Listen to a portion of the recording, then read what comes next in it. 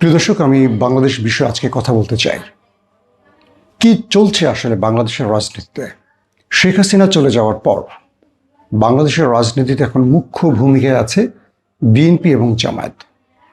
কিন্তু এর মধ্যেও তৃতীয় আরেকটি দল এনসিপি, তারাও আলোচনায় থাকছে। কিন্তু সব কিছু ছাপিয়ে হঠাৎ করে নতুন আলোচনায় আসছে নুরুল হক নূর, যে ব্যক্তি রাজনীতির কেন্দ্রে কখনো দাঁড়াতে পারেনি। হঠাৎ করে তিনি রাজনীতির কেন্দ্রে আসতে চায়। কুষ্টিয়ার একটি আসনে জামায়াতের এমপি আমির হামজা, তার দলের সাথে নুরুল হক নূরের দলের একটা লড়াই হয়েছে। এরপর জামায়াতের পক্ষ থেকে নুরুল হক নূরের দলকে পিটিয়ে মাঠছাড়া করা হয়েছে। নুরুল হক জামায়াতকে হুঁশিয়ারি দিচ্ছে তাদেরকে আবার গুপ্ত জায়গায় পাঠিয়ে দেবেন। নুরুল হক যে জামাত যেমন গত 15-16 বছর গুপ্ত অবস্থায় আছে, তাদেরকে সেই ঠিকানায় আবার নুরুল হক নূর পৌঁছে দিবেন।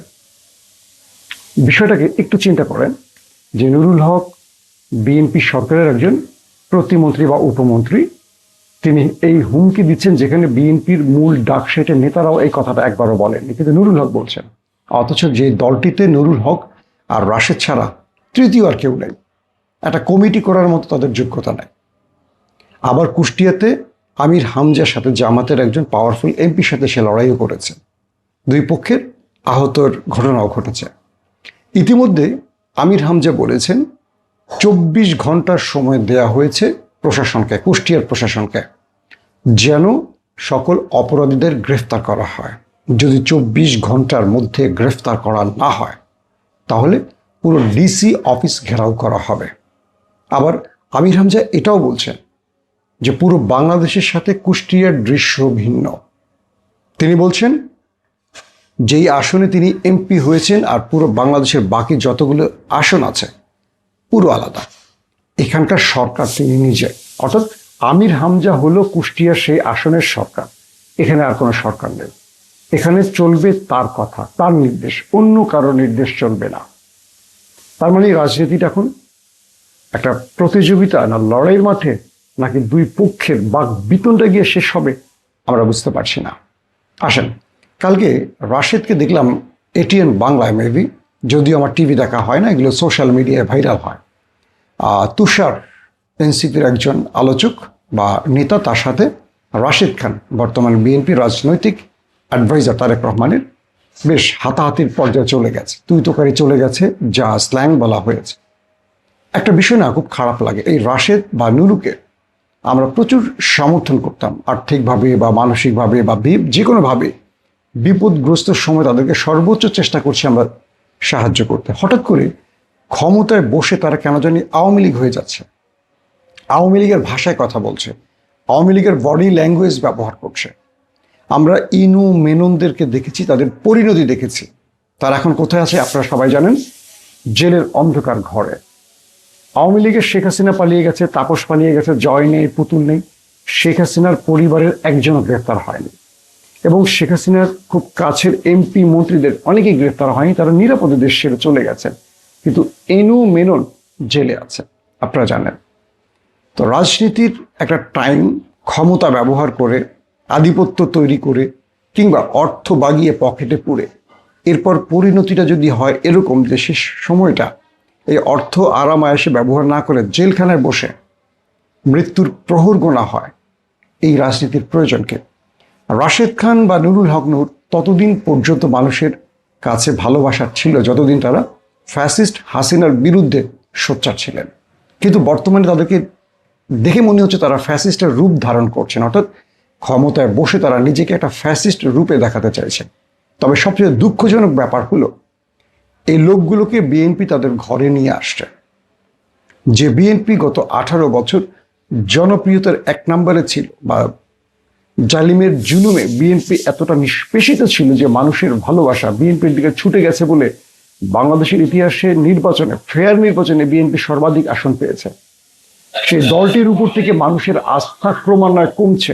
আপাত দৃষ্টিতে সোশ্যাল মিডিয়াতে এই দৃশ্যগুলো চোখে পড়ছে।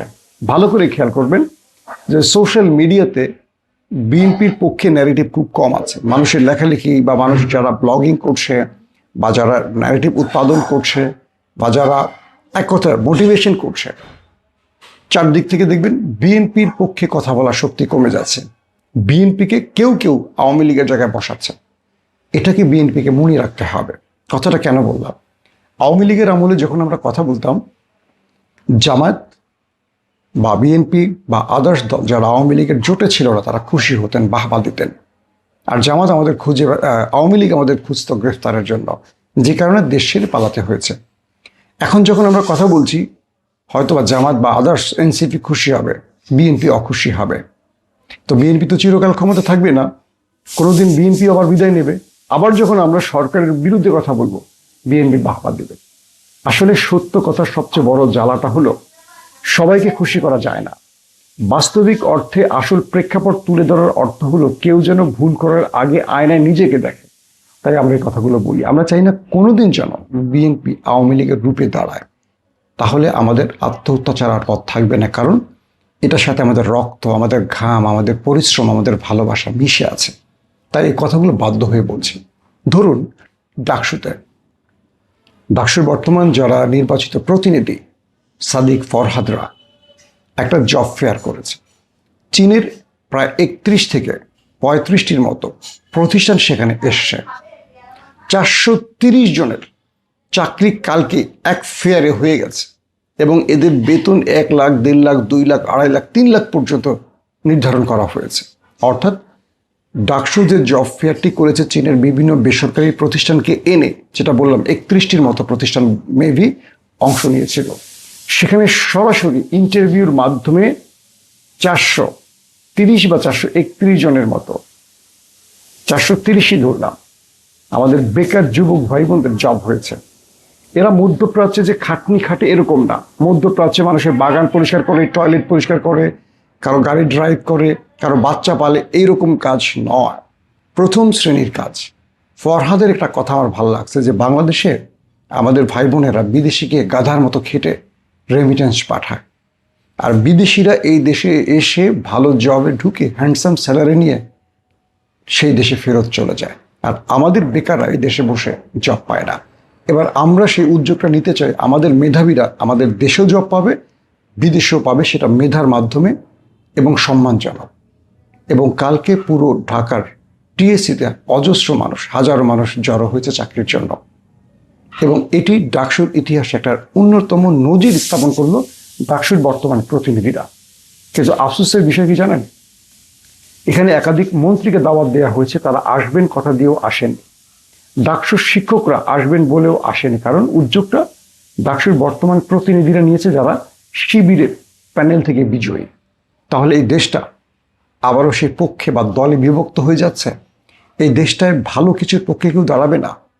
আজকে শিবির যে কাজগুলো করেছে নিঃসন্দেহে ভালো কাজ, কালকে ছাত্রদল আবার এখানে নির্বাচিত হবে, তার চেয়ে ভালো কাজটা আমাদের ছাত্রদলের ভাইয়েরা করবে। এটাই তো প্রতিযোগিতা হওয়ার কথা, নাকি ছাত্রদল ছাত্রলীগের কাজ একটাই, মূল দলকে সাপোর্ট দেয়া, বিক্ষোভ করা, পটকা মারা, বোমা মারা, গণরুম তৈরি করা, মধুর ক্যান্টিন দখল করা, অমুকের উপর টর্চার করা, প্রত্যেকদিন রুটিন করে মিছিল করা। এটা কি ছাত্রদের কাজ? নাকি ছাত্রদের কাজ ছাত্রদের অধিকার নিয়ে কাজ করা? যে শিবির ঢাকা বিশ্ববিদ্যালয়ে নিষিদ্ধ ছিল, সেই শিবির 5 তারিখের পর ফ্রি ফেয়ার ইলেকশনে পুরো প্যানেল বিজয় লাভ করেছে। এতে কি আপনারা অবাক হন নাই? পুরো বাংলাদেশের যতগুলো বিশ্ববিদ্যালয় নির্বাচন হয়েছে প্রত্যেকটা শিবির ফুল প্যানেলে বিজয় লাভ করেছে। আপনারা কি অবাক হননি যে শিবির 5 তারিখ পর কি চমক দেখিয়েছে? তো এই শিবিরকে আপনারা সোশ্যাল মিডিয়া দিয়ে বা বিভিন্ন রকম ন্যারেটিভে আটকাতে পারবেন না। কারণ কি জানেন, মানুষ চোখে যা দেখে সেটাকে বিশ্বাস করে, ন্যারেটিভে বিশ্বাস করে না। তাহলে কি করণীয়? শিবিরের চেয়ে বেস্ট কিছু আপনাকে করতে হবে। যদি সেটা না পেরে আপনি মারেন, ওইটাকে বানচাল করেন, ওখানে হামলা করেন, ওখানে অস্ত্র, ওই যে হেলমেট পরে ছাত্রলীগের মতো লাঠিসোঁটা পাইপ নিয়ে হামলা করেন, আপনার জনপ্রিয়তা কমবে। বাংলাদেশে আওয়ামী লীগের সেই রাজনীতি আর চলবে না। এটা আওয়ামী লীগ বিদায় করে দিয়ে গেছে। জুলাই অভ্যুত্থানে বাংলাদেশ যে দৃশ্য তৈরি করেছে বা যে দৃশ্য দেখেছে, এরপর সেই রাজনীতিতে হেঁটে আর কেউ সফলতা পাবে না। বিএনপি 180 দিনের অনেকগুলো ভালো উদ্যোগ নিয়েছে, সেই উদ্যোগগুলো হারিয়ে যাচ্ছে এমন কিছু নিছক ঘটনা, যেমন রাশেদের মতো মানুষের টকশোতে বসে যেই ভাষায় কথা বলছে, যেভাবে বডি ল্যাঙ্গুয়েজ প্রদর্শন করছে, হাত তুলে কথা বলছে, বেয়াদব বলছে, মারতে যাচ্ছে, তেড়ে যাচ্ছে, ছোট নাই বড় নাই। এই রাশেদ কদিন আগে বলছে আমাকে বাঁচান, আমাকে বাঁচান, আমাকে ধরে নিয়ে যাচ্ছে, আমাকে বাঁচান। রাশেদ কাদেরকে বলছিল আমাকে বাঁচান? সেই রাশেদের ভাষা দেখেন। এখন সেই রাশেদ নিজেই জালিমের মতো আচরণ করছে। তাহলে মানুষ কাদের হাতে ক্ষমতা তুলে দেবে? যারা জালিম তাদের হাতে, বা যারা জুলুম থেকে জুলুম সহ্য করে এখন জালিম হয়ে যাবে তাদেরকে? বাংলাদেশের মানুষ রাজনীতি নিয়ে এখন যথেষ্ট ভাবে। যাদের ফার্মের মুরগি বলি, যাদেরকে আমরা ডিজুস বলি, যাদেরকে আমরা টিকটক প্রজন্ম বলি, তারা হাসিনাকে সরিয়েছে। তারা আমার আপনার চেয়ে রাজনীতি কম বোঝে না। তাদেরকে আপনি মিছিল মিটিং দিয়ে আর আকর্ষণ করতে পারবেন না। জামায়াত শিবির যে ট্র্যাকে আছে, এই ট্র্যাকটা বিএনপিকে অনেক বড় চ্যালেঞ্জ জানাচ্ছে। কেন বিএনপি সেটা বুঝতে পারছে না? কেন বিএনপি তার বিদ্যুৎ বিভাগের ধসের পর বিরোধী দলের কাছ থেকে চাইতে হবে পরিকল্পনা? তাহলে তারেক রহমান যে বলছে আই হ্যাভ এ প্ল্যান, সেই প্ল্যানটা কোথায়? এই প্রশ্নগুলো আসবে। তবে একটা বিষয় আমরা বলতে পারি, বিএনপিকে আওয়ামী লীগের দিকে টেনে নিচ্ছে কেউ বা কারা, এটা কি বিএনপি বুঝতেছে না, নাকি বিএনপি বুঝেও কিছু করতে পারছে না? বিএনপি তার সঠিক পথটিকে এখনো খুঁজে পাচ্ছে না বলেই আমার মনে হয়। তার ছাত্রদল, যুবদল নিজেরা চাঁদাবাজি করতে গিয়ে নিজেরা নিজেদেরকে মেরে ফেলছে, নিজেদেরকে হত্যা করছে। এই দৃশ্যগুলো আর দেখতে চাই না। একদিকে গঠনমূলক রাজনীতি করছে বিরোধী দল থেকে, আর সরকারের মধ্যে একটা এলোমেলো আগাছড়া, কি বলবো, পুরোপুরি একটা বিচ্ছিন্ন টাইপের কিছু হচ্ছে। রাশেদ নুরুদের মতো ব্যক্তিরা এখন রাজনীতির কেন্দ্রে বসে বাষ্প ছড়াচ্ছে, উত্তপ্ত বাষ্প। এটা বিএনপির ক্ষতি করছে। রাশেদরা যতদিন কথা বলবে বিএনপির তত ভোট কমবে। লিখে রাখেন কাগজে। ইনু মেনুনদের জন্য আওয়ামী লীগের এই পরিণতি, এবং ইনু মেনুনরাও ডুবেছে। তো আমরা চাই না এরকম বেফাস মন্তব্য। এমন ব্যক্তিদের টকশোতে বিএনপি পাঠাক, যাদের কথায় বিএনপির ভোট কমে যায়, আস্থা কমে যায়। একটু কান পেতে শোনেন। যারা বিএনপি করেছে, বিএনপিকে ভালোবেসেছে, তারাও বিএনপির বর্তমান এই সিচুয়েশনে, এই আচরণে, এই রাষ্ট্র ব্যবস্থা, এই কাঠামোতে খুশি নয়। তাহলে বিএনপিকে কি করতে হবে? বিএনপিকে আবারও জনবান্ধব রাজনীতি করতে হবে।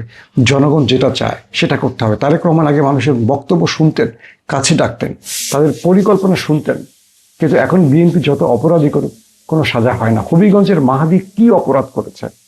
বিদ্যুতের দাবিতে রাস্তায় নেমেছে, পুলিশ তাকে টেনে হিঁচড়ে গায়ে হাত তুলে নিয়ে গেছে। সে একটা প্রতিবাদ করেছে, কোন আইনে আমাকে গ্রেফতার করছেন? এটা আইনের বার্তা, এটা আইনের বিরুদ্ধে। আপনি আইন মানছেন না। পুলিশ কোনো জবাব দিতে পারেনি। এই পুলিশ কি আবারও আওয়ামী লীগ হতে চায়? আওয়ামী লীগের পুলিশের পরিণতি যদি এই পুলিশ না দেখে, তাহলে আফসোস, এই দেশের মানুষ কখনো পরিণতি দেখে শেখে না। তাহলে ইতিহাসের পাতাগুলো মুছে ফেলা উচিত।